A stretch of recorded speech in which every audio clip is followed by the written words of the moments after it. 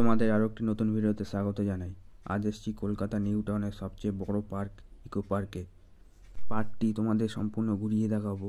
সপ্তাহে কোন কোন দিন খোলা থাকে, কোন কোন দিন বন্ধ থাকে, টিকিট মূল্য কত, পার্কটি খোলার সময়সূচি কখন, কিভাবে আসবে, সমস্ত কিছু তথ্য আমার এই ভিডিওতে পেয়ে যাবে। ভিডিওটি স্কিপ না করে প্রথম থেকে শেষ অবধি দেখবে। আমি গেট নাম্বার 4 থেকে প্রবেশ করছি বন্ধুরা।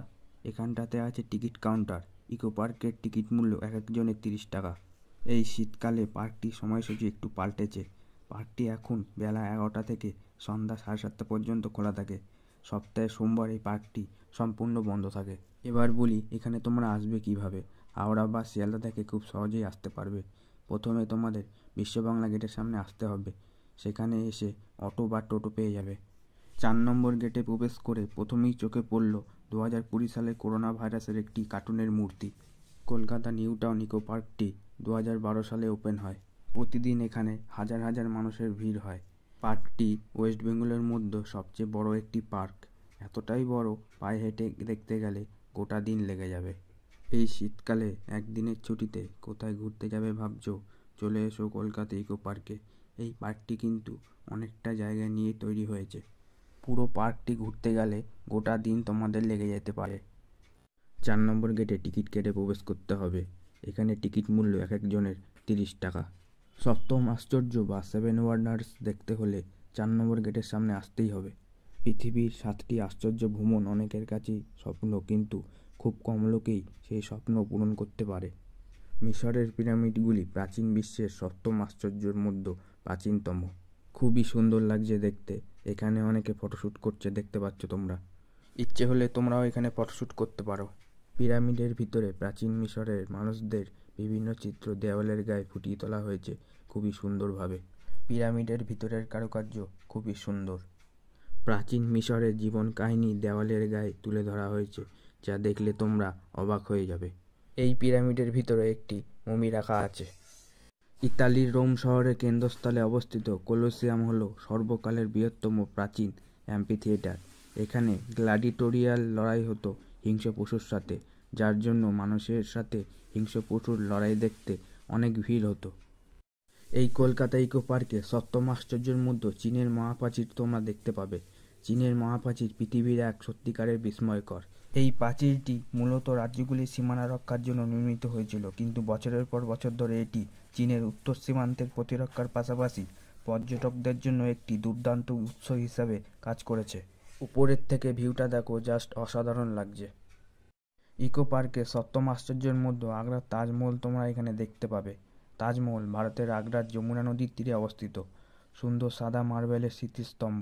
1632 সালে মুঘল সম্রাট শাহজাহানের নির্দেশে স্ত্রীকে উৎসর্গ করে নির্মিত প্রেমের স্মৃতিসৌধ। পরস্পরভাবে দাঁড়িয়ে আছে এগুলি হলো মোয়াই। 1250 সাল থেকে 1500 সালের মধ্যে রাফনি জাতির দ্বারা নির্মিত এই সুন্দরভাবে খোদাই করা মানব মূর্তিগুলি পূর্ব পলিনেশিয়ার ইস্টার্ন দ্বীপে অবস্থিত। এদের প্রত্যেকের মাথা অনেক বড়। দেখতে থাকো, সঙ্গে থাকো। ব্রাজিলের রিও ডি জেনেইরোতে অবস্থিত এই সুন্দর শিল্পকর্মটি যীশু খ্রিস্টের মূল্যবোধকে নিখুঁতভাবে চিহ্নিত করেছে। যিশুর মতো এই মূর্তিটিও আধুনিক সমাজকে রক্ষা করার জন্য কাজ করে। এই মানুষটিকে তাদের মাথার ছাদ হিসেবে দেখে। বিশ্বব্যাপী এই মূর্তিটিকে খ্রিস্ট ধর্মের একটি মহৎ প্রতীক হিসেবে দেখা যায়। কলকাতা নিউ টাউন ইকো পার্কে জর্ডানের প্রাচীন পেট্রা শহর দেখতে পাবে। এটি গোলাপি শহর নামেও পরিচিত।